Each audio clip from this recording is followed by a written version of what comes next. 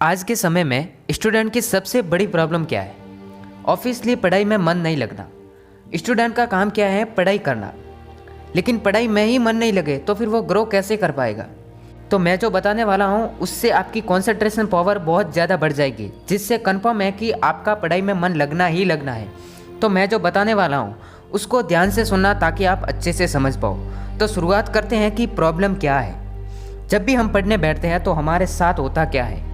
ध्यान हट जाता है, यानी कुछ देर तो हम फोकस कर पाते हैं, लेकिन कुछ देर बाद माइंड वहाँ से हट कर कहीं और चला जाता है और उसके बारे में सोचने लगता है। थोड़ी देर बाद पता चलता है कि हमारा दिमाग कहीं और जा रहा है, तो फिर से उसको पढ़ाई पे ले आते हैं हम, लेकिन माइंड फिर से डिस्ट्रैक्ट हो जाता है और कहीं और चला जाता है। प्रॉब्लम फिर से वही होती है, हम जितना फोकस करने की कोशिश करते हैं हम उतना ही डिस्ट्रैक्ट होते चले जाते हैं। लेकिन ऐसा होता क्यों है?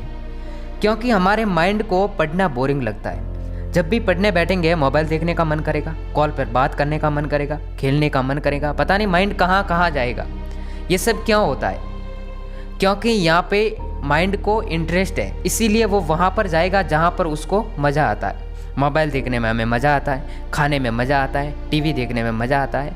जहाँ पर मज़ा आता है वहाँ पर हम जाते हैं, लेकिन पढ़ने में तकलीफ़ होती है, इसलिए हम उससे दूर भागते हैं। तो अब क्वेश्चन ये है कि पढ़ाई को इंटरेस्टिंग कैसे बनाया जाए। तो पहला पॉइंट तो ये है कि आप जब भी पढ़ने बैठो, आप जो कुछ भी पढ़ रहे हो उसको धीरे धीरे पढ़ो।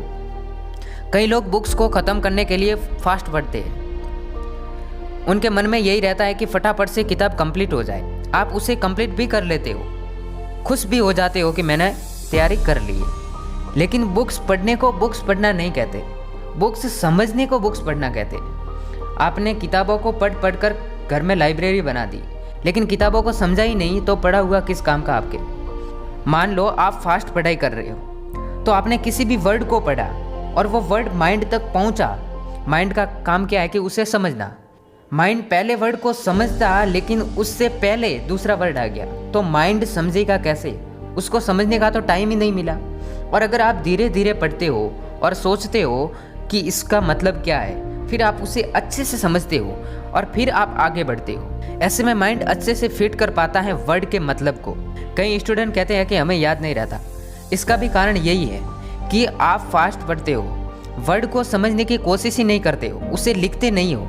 मान लो कि आपके पास एक टॉपिक है जिसको आप 10 मिनट में कंप्लीट कर लेते हो, तो आप उस टॉपिक को तब तक मत छोड़ना जब तक कि आप उसे अच्छे से समझ नहीं पाओ। फिर चाहे आपको 1 घंटा भी लगे, उससे आपकी कॉन्सेंट्रेशन पावर बहुत ज़्यादा बढ़ जाएगी। कॉन्सेंट्रेशन पावर बढ़ने से आपको जल्दी से याद हो जाएगा। अब जो बताने वाला हूँ उससे आप कभी डिस्ट्रैक्ट नहीं होंगे।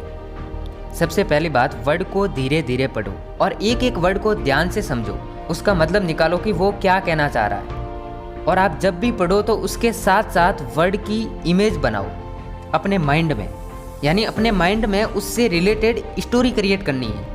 और आपने जो कुछ भी पढ़ा है उसको पढ़ने के बाद एक बार से फिर से रिपीट करो, यानी बिना देखे याद करने की कोशिश करो, और हो सके तो उसको लिखो भी।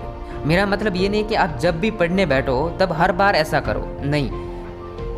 इसको आप कब ट्राई करना है? जब पढ़ने बैठो सिर्फ 20 से 30 मिनट तक ट्राई करना है। आप हमेशा से उसको ट्राई मत करना, क्योंकि आप जब 20 से 30 मिनट इसको ट्राई करोगे तो आपकी जो पावर है, आपका जो फोकस है, वो पूरा आपकी स्टडी पर आ जाएगा, जिससे आप बाद में अगर बिना लिखे भी याद कर लेते हो तो आपको अच्छे से वो याद हो जाएगा। तो इस वीडियो को मैं यहीं ख़त्म करता हूँ। पढ़ते रहिए, आगे बढ़ते रहिए। Thank you so much.